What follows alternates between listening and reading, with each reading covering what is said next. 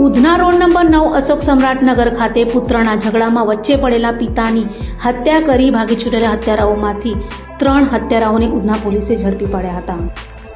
સુરતમાં હત્યાના બનાવમાં વધારો થઈ રહ્યો છે ત્યારે સુરતના ઉધના વિસ્તારમાં આવેલ રોડ નંબર 9 અશોક સમ્રાટ નગર ખાતે હત્યાની ઘટના બની હતી. ધનરાજ તાયડે નામના ઈસમની 6 હુમલાખોરે હત્યા કરી હતી. પુત્ર વિક્કી ઉર્ફે લક્કીને મારવા આવેલા હુમલાખોરો જેમાં કરણ ઉર્ફે દીપક, યોગેશ, વિશાલ અને રાજ તથા કાયદાના સંઘર્ષમાં આવેલા બાળકિશોરથી પુત્ર વિક્કી ઉર્ફે લક્કીને બચાવવા ગયેલા પિતા ધનરાજ તાયડે પરત જ હુમલાખોરોએ હુમલો કરી છાતીના ભાગે તથા પેટના ભાગે ચપ્પુ વડે હુમલો કરી હત્યા કરી ભાગી છૂટ્યા હતા. બનાવની જાણ થતાં જ ઉધના પોલીસ દોડતી થઈ ગઈ હતી. ગણતરીના કલાકોમાં જ 3 હત્યારાઓ દીપક ઉર્ફે કરણ ગણેશ વાઘ, યોગેશ ઉર્ફે નરેશ સંજય નગરાળે તથા વિશાલ ઉર્ફે રાજ ગણેશ વાઘ ઝડપી પાડી સળિયા પાછળ ધકેલી દીધો હતો.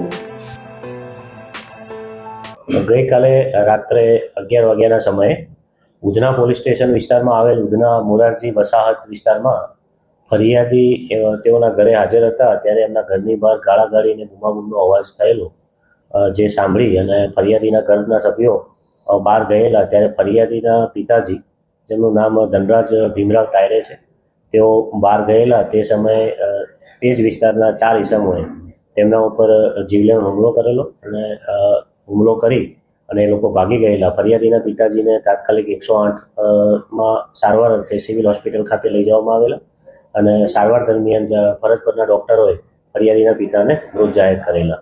જે અનુસંધાને ઉધના પોલીસ દ્વારા ગુનાની તપાસ કરવામાં આવેલ. સ્થળ પર પહોંચી જતા સમગ્ર બનાવની હકીકત જાણી અને તાત્કાલિક 4 આરોપીઓને ઉધના પોલીસ દ્વારા ગણતરીના સમયમાં હસ્તગત કરવામાં આવેલા છે.